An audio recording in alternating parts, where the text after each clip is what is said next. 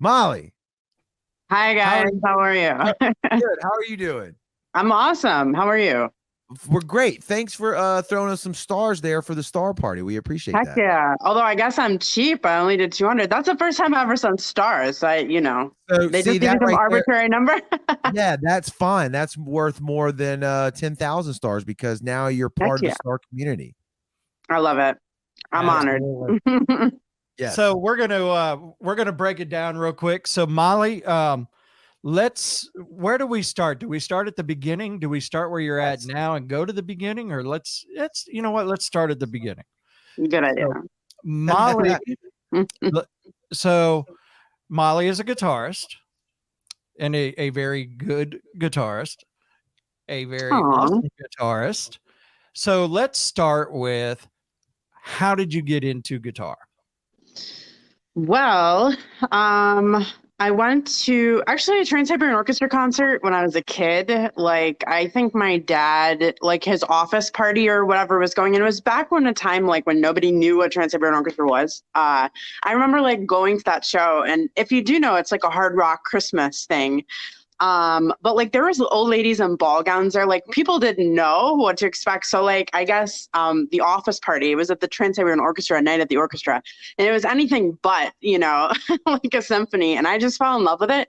So I asked for a guitar, I think, for that next birthday, and I got it and then just couldn't put it down. And I'm still playing it today, many years later. That's that. So I've seen TSO 3 times. But I probably didn't see TSO until they became a little more mainstream, I guess. Sure. And the cool thing about TSO is they actually have 2 versions of TSO. When they do their Mhm. big Christmas tours, there's a tour that goes north and east or north and west, and then there's a tour that goes south and east with all different musicians and everything, but it's the same exact show. So it's Yeah. really cool how they cover the entire United States throughout the holiday season. So For sure. after that, you move on and you start getting into what we like to say in the biz, a hired gun. Yeah. So how to explain it? There's a So lot of jumps. I've like I said, I've watched the. We had the pleasure of chatting when Jared was off fiddling around, doing whatever he was doing earlier. So I've had the pleasure of watching a documentary, and I can't remember honestly if it was Netflix, Hulu, Amazon Prime, or whatever it was, but it was a documentary strictly on hired guns, and Yep. it had to do a lot. Alice Cooper was on there talking about everybody that he's hired and what he goes into looking for, how to hire, and all that kind of stuff. So explain the hired gun type of thing, so for the people who don't realize what hired guns are.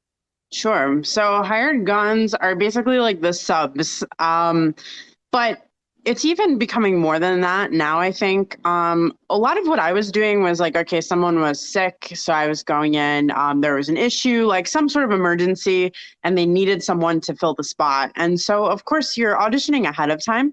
So they have a roster to pull from, and it's like, okay, who's available, who's good enough to do it, who can learn the music, and so on and so forth. So as a guitar player, my first like gig ever was with basically a garage band when I was a kid, and we got a record deal, which was really exciting. And that sort of gave me I was a guitar player of that band, so like I was really working on myself and my playing. And then I was introduced to a couple of cool people. Speaking of the Trans-Siberian Orchestra, one of them was the guitar player for TSO East, which is Chris Caffrey. And he worked with me a lot on just different skills about being a versatile guitar player so that if opportunities came up, to play with other bands and sort of grow and expand, I was ready.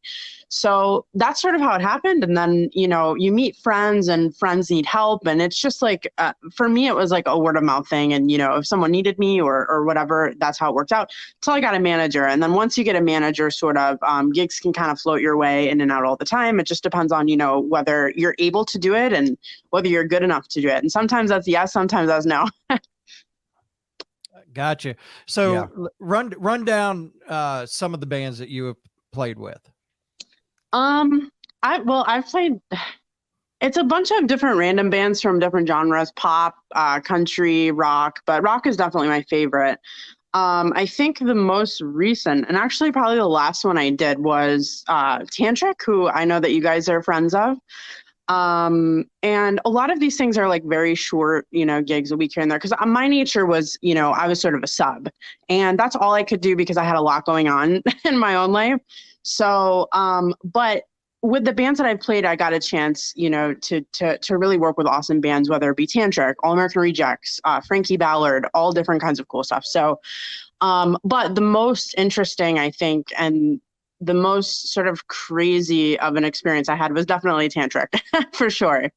And like I said earlier, like also the hired gun is sort of evolving. Like a lot of musicians are going out solo, like me being one of them. And so it's funny in my role now as a singer, being the one hiring the hired guns, like it's a 360, I guess, full circle type of thing. But I can definitely appreciate, all the hard work that sort of goes into that life. And it's